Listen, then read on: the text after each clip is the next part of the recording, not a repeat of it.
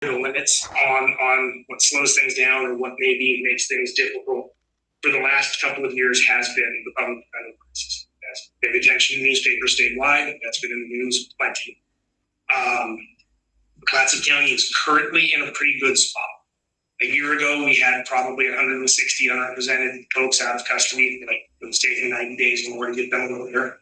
At the moment, that list it's a floating list of about 12 to 15. And it's a whole lot better of a spot to be in, and we're getting them lawyers in roughly 20 days. So you're doing a lot better.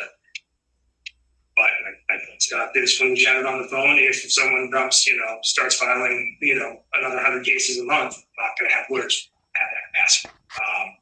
That capacity is controlled by contracts between our local providers and the state agency that's responsible for providing indigent defense. It's called the Public Defense Commission. And those contracts have limits on how much space is paid. Workload because of that. So that's the bottleneck that I can tell you about there. At the moment, anyone who's got a case is going to get a lawyer. It just might take a little while. When we were in the middle of the crisis, I'll be upfront, I was not appointing on the lowest end level price. They were going to be the ones who got lawyers last, and that was by necessity because it was really hard to say, okay, criminal trespass to, which I'm not saying isn't serious. Property owner has a right to have that taken care of, but it's really hard to give someone a lawyer on that when you've got a second DUI pending or a domestic assault case pending, and you got to get that in lawyer too. So there were trade-offs made over the last couple of years. We don't have to make those.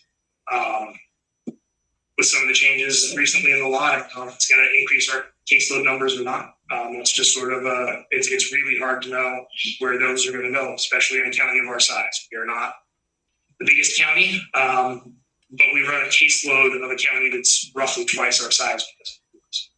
That's just the reality of it. If you look at our case numbers, we're a lot more comparable to Columbia County in case numbers than their that's probably the best overview I can give on that.